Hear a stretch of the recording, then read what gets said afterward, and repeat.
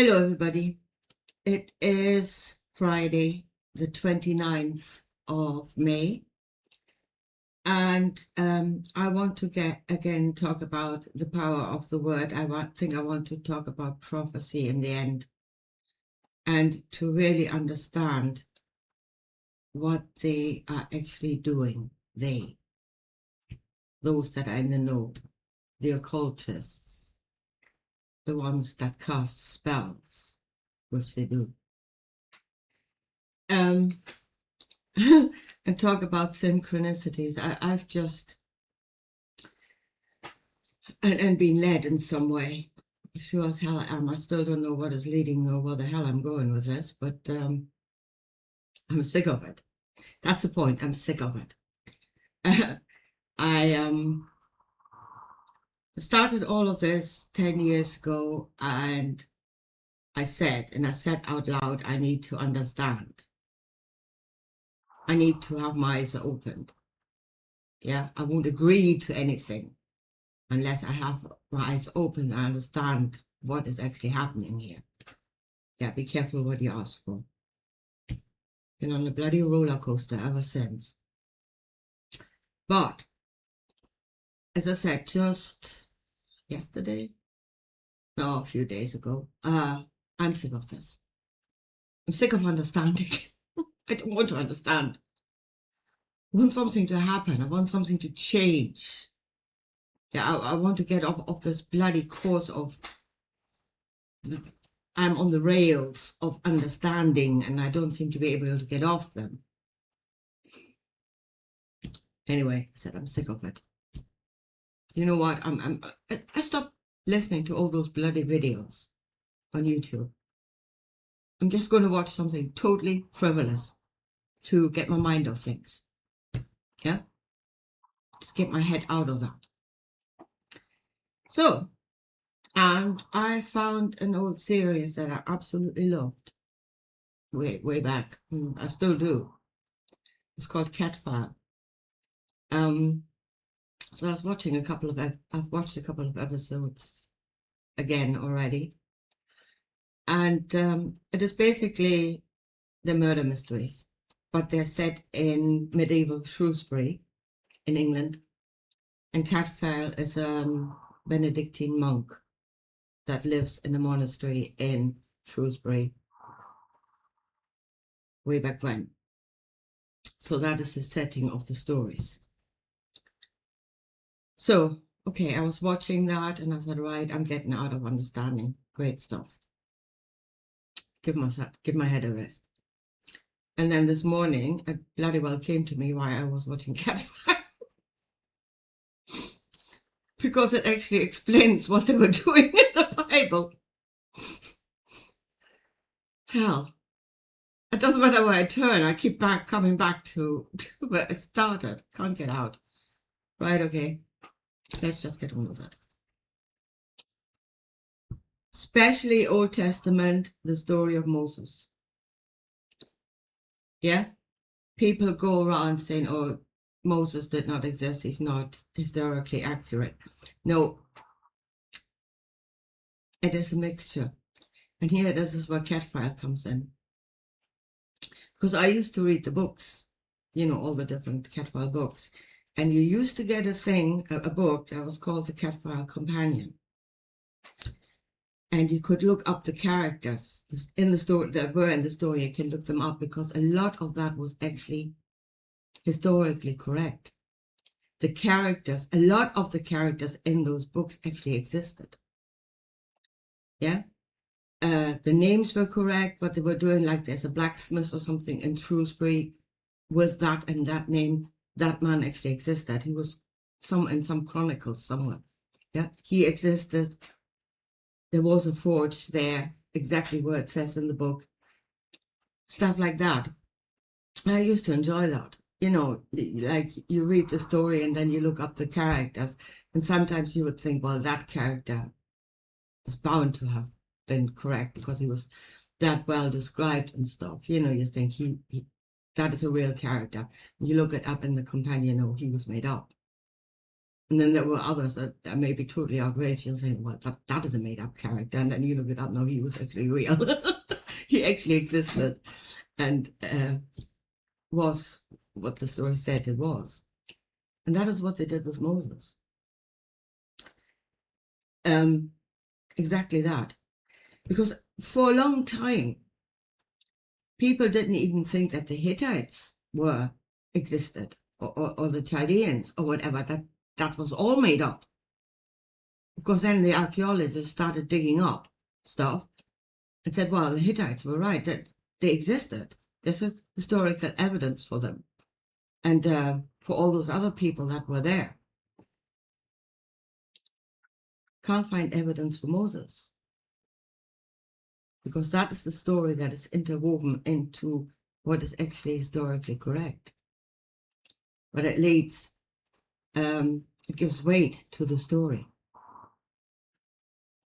Especially for the people that it was taught to in those times, because for them, they still knew that history. Yeah? So you put something in there that is made up, and you entangle it with stuff that they know is real. They know that those are historical facts. And then the whole thing starts becoming not very clear. You know, where does the story start? Or where does the story end and real history starts? Yeah, where are the dividing lines? They get murky. So that is what they did. That is how they wrote those stories. Yeah, which became clear to me then all of a sudden. I thought I was getting out of it. No, it was showing me something. So that's, I understand. Thank you very much. I thought I was getting out of it. Right. Now, the other thing I was thinking a few days ago, before I started getting out of it and not getting out of it, the writers of those stories, they're not supposed to be historical texts. They're spiritual texts. Yeah? That is to say, they are conveying a message. They're planting seeds. Where do they plant the seeds? Where is that soil that those seeds are being planted into? That's your subconscious. And again, you wrap that up into a historically correct story. Yeah? And the made up bit will go in together with the truth. Because that's what they're doing. I was thinking about writers, you know, and there's a word for an accomplished writer, and that's a wordsmith. A wordsmith. And that's exactly what they were.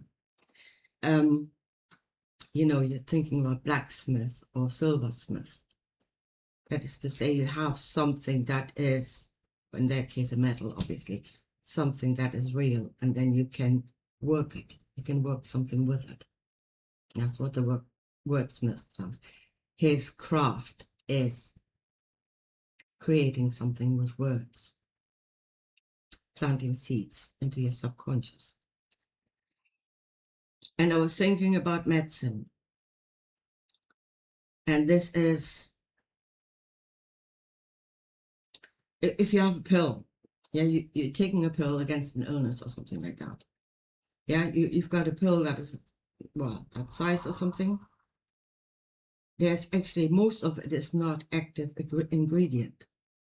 There's only a very small amount in there that is active ingredient.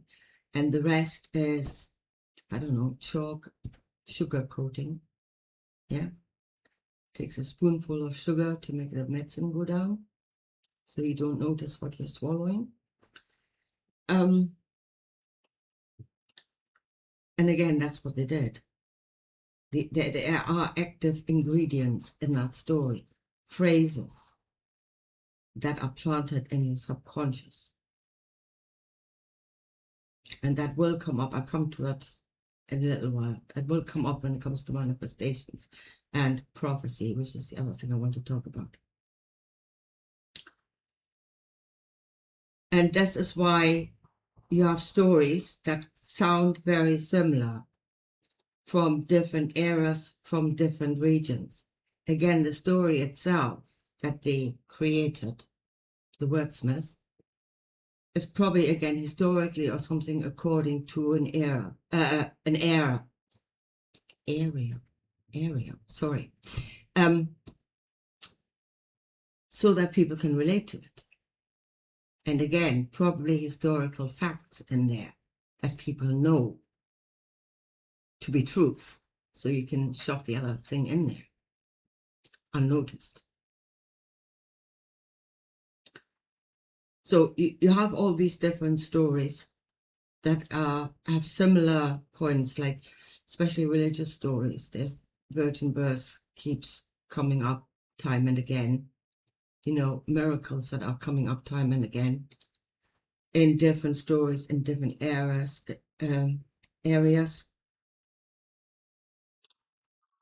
Again, the coating is changing. Yeah, you wrap it up in a different story made up for the for the region, let's say, for the region that you're telling the people, where you're telling the people the story.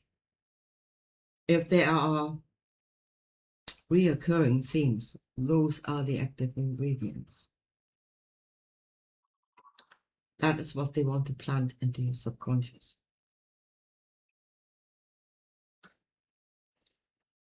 Now, let's go to manifestation. Because here we are preparing the soil. The stories created by the wordsmiths are preparing the soil. Yeah, wheat and tares being planted, truth and falsehood, or something that was manufactured, being planted together in your subconscious. Now, in these days, again, Bible says this is a time when God should separate the wheat from the tares. This is what we must do. We must find the bits in there that were smuggled in to your subconscious. And I keep finding them now. Because, let's say, going the way that you say this is created by consciousness. Yeah? You are consciousness. You are the creator of your own world. Yeah? And all these teachings by Neville Goddard, or you go Joe Dispenza, Greg Braden, is bits and pieces here and there, they're going that way. So you're sitting here and saying, I'm the creator of my own future. Yeah? What is it you actually want? And again, completely detached from society's judgment, church judgment for sure. Just going by your own knowledge of good and bad, you should at least stick to that. What is it you want? What is it you need? What is it you want to change? Yeah, and if you go earnestly into visualizing, creating a future. That is your imagination creating a future. Not foretelling it, but creating it. And if you say, well, I need money. Yeah, that's something I need in my life. And then the task keeps springing up. Money is the root of all evil. You're being selfish. Yeah, you should, I don't know, self-sacrifice, give everything to everybody else. That is what God commands of you. Yeah, you should be on a higher vibration, being this giving person. Don't ask for yourself. All that stuff that was planted in your subconscious will spring up. It will be triggered and it will come through. And it will derail what it is you're doing, trying to do. It will do that. It will cast doubt. It will bring the feeling of guilt. It will bring the feeling of shame. Those are Satan's angels. Those are the adversaries. In normal life, there's nothing wrong with you feeling guilt if you've actually done something wrong. It's right that you should feel guilt. If you have actually done something you should be ashamed of, then bloody well be ashamed of it. Yeah, there's nothing wrong with that. But in this setting, coming from the subconscious, where it is actually not a sound judgment, but still they will come. Yeah, I mean, you have these, as a pastors and others, those that say, you shouldn't ask for yourself. You should love everybody. You should give to everybody. It is sinful to be selfish. Yeah, and it's mostly those that are preaching water and drinking wine by the gallon that have planted those judgments, which if you need something for your life, you truly need it. There's absolutely, you should not feel no guilt for wanting it. You shouldn't feel that guilt. That's not sound judgment. But as I said, those things were planted and they will spring up. They will get triggered as soon as you start thinking of something. And that is what they have done, the Wordsmiths. That is why they have planted that in your soil. And that was deliberately done. Yeah? These are not fantasy stories made up by idiots. Those were craftsmen, wordsmiths, craftsmen that planted those words, knowing exactly what they were doing.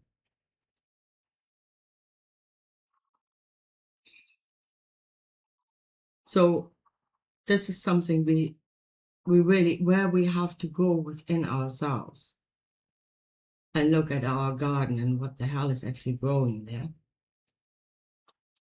And is it truth? Is it justifiable? Is it just? Yeah. And if it's not, we should tear it out. Pull it up, burn it. That is what the Bible says we should do. Now, the last thing, and here again is this last thing I want to talk about, and again I want to talk about prophecy. Because if we understand what is now coming to the fore as an understanding, we really see what it is we are doing. Yeah? And the understanding being that consciousness creates reality. And that the solid outcome in this world is the effect. Consciousness is the cause. We are manifesting all the time. We are creating according to what we are, and what we are is according to the soil and according to the bloody bullshit they've planted in it.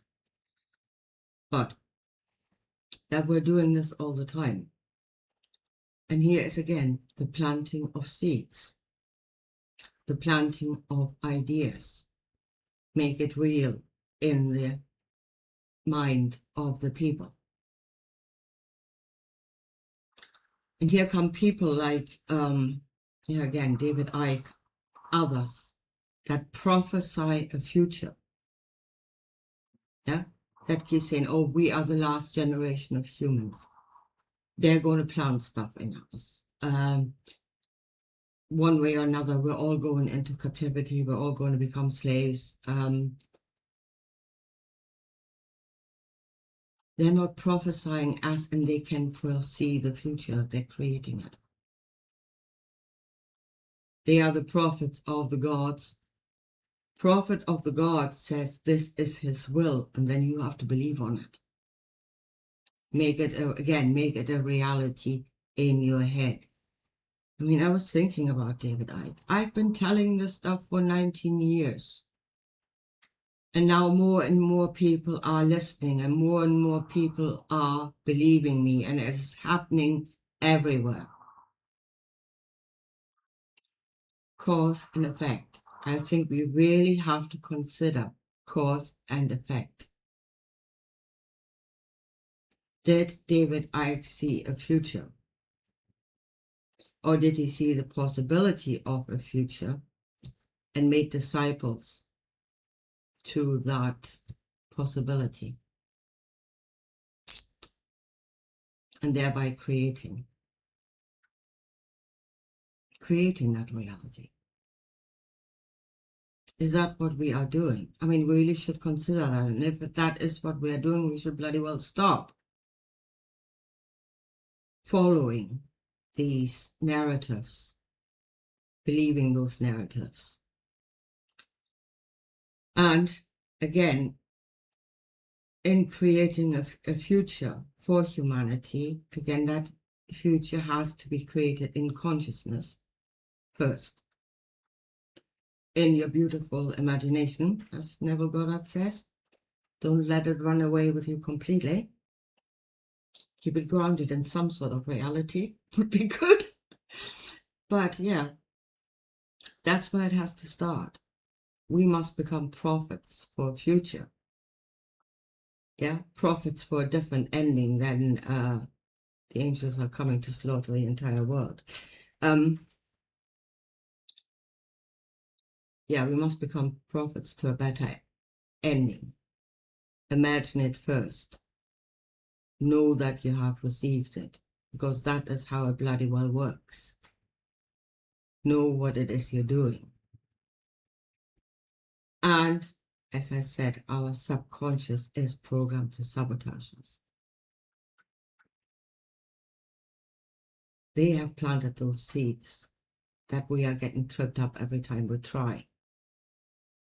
But again, if you're conscious of that, if you judge yourself correctly and say, no, it is not sinful to ask for yourself.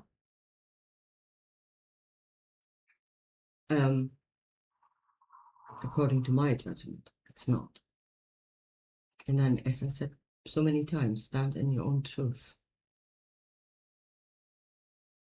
And then create a future from there. I mean, out of this entire idea that this is all consciousness created by consciousness, then we have to really start behaving as if we are consciousness. Yeah? We are the ones that are doing this. We are the ones, not something in the astral zone, not somewhere else.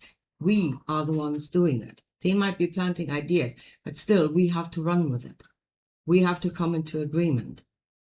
We have to do the works of believing for it to manifest. And then we really have to look at what it is we're doing. And start seeing how we got in here in the first place. The story that was created, the seeds that were planted in the subconscious. And how we are being led by all of those things. And yeah, we need to be free. Stand in our own judgment and create our own future. And stop listening to the prophets. If that's not the future you want, don't believe on it. Don't fight it either. Because if you do, if you say, I'm going to fight this prophecy, you're still saying there is something there that you are fighting. And without, you acknowledging it, don't acknowledge it at all. See, it's only a possibility. And if you don't water it, if you don't feed it your energy, it will die. It will not become a reality. So what do you water in your garden? What do you feed? What do you grow inside of yourself?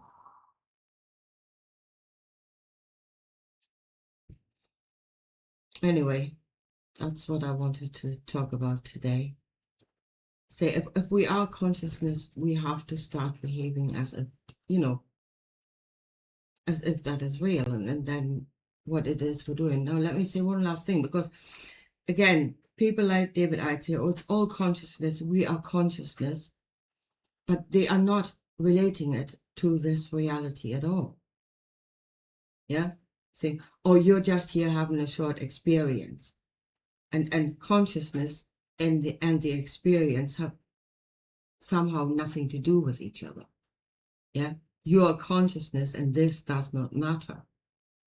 It's totally separated from consciousness, and it is not.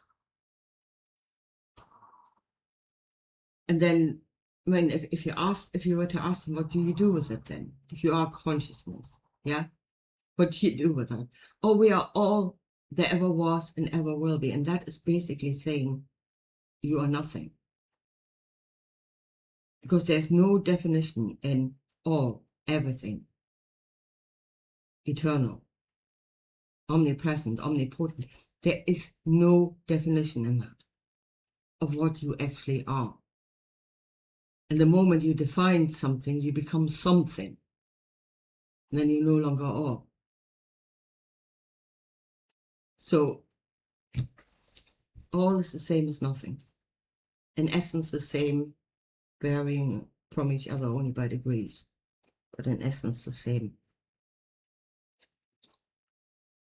Maybe we have to be something to know something. And then yes, the material is absolutely connected to the spiritual. And then yeah, what the hell is it we're doing? Anyway, here, I will leave it at that for today. And I'll talk to you again soon. Bye.